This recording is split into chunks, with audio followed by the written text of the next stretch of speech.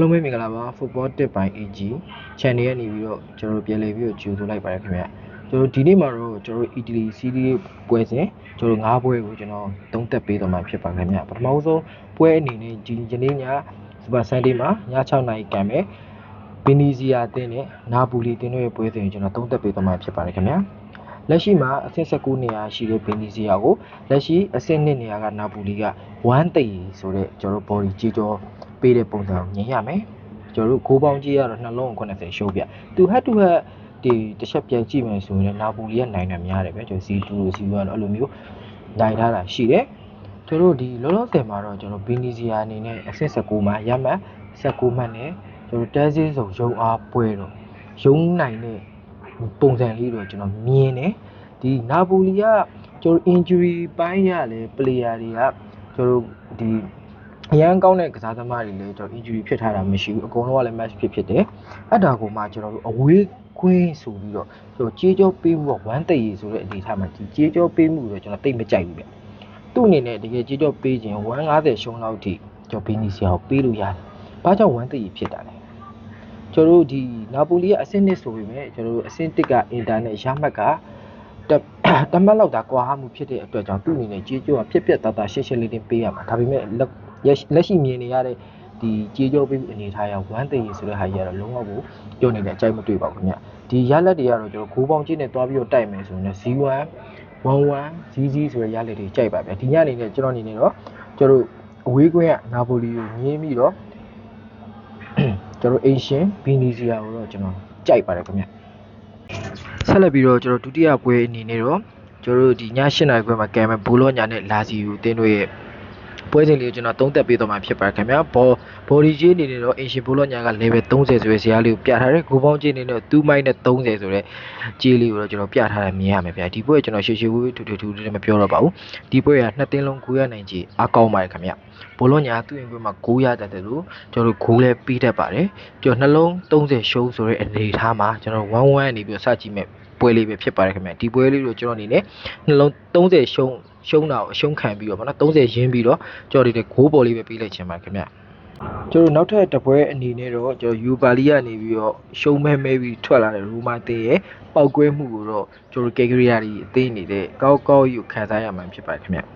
ျဒီပွဲလေးကတော့ရိုမာအနေနဲ့အင်ကွင်းပြီး1တေအကျော်ပေးပြီးတော့ဂိုးပေါင်းကြီးကလည်း2မိုင်းနဲ့ဇရာပြထားပါတယ်ဗျဒီလိုပွဲမျိုးရဲ့ဂိုးပေါင်းဇရာလေးကိုတစ်ချက်ကြည့်မယ်ဆိုရင်တော့ formula အရဆိုရင်တော့ကျွန်တော်တို့ဂိုးအောက်တက်ပါတယ်ခင်ဗျကြေးရရောကျွန်တော်ဂိုးပေါင်းကြေးရအောင်တွားပြီးတော့ကြည့်မယ်ဆိုရင်ရူမာအသင်းအနေနဲ့ 1Z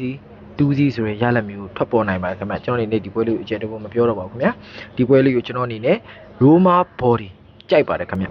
ခုပွဲလေးကတော့ကျွန်တော်ည7:00နာရီခွဲမှာကံမယ် Fiorentina နဲ့ Juventus တို့ရဲ့ပွဲစဉ်လေးပဲဖြစ်ပါတယ်ဒီနှစ်သင်းရဲ့ကျွန်တော်ထိတ်တိုက်တွေ့ဆုံမှုရကိုတွားပြီးတော့ကြည့်မယ်ဆိုရင်လည်း Z1 11 2Z Z1 ဆိုတဲ့အနေအထားတွေကိုကျွန်တော်မြင်ရမယ်ကျွန်တော်body ကြီးကိုတွားကြည့်မယ်ဆိုရင်တော့အဝေးကွင်း Juventus တရား level 80ကိုကျော်ဂိုးပေါင်းကြီးရတော့2-3 30ပေါ့နော်ကျွန်တော်ဒီကြီးလေးကိုတော့ဖွင့်လှစ်ထားတယ် Juventus ကတော့လက်ရှိအဆင့်အနေနဲ့တော့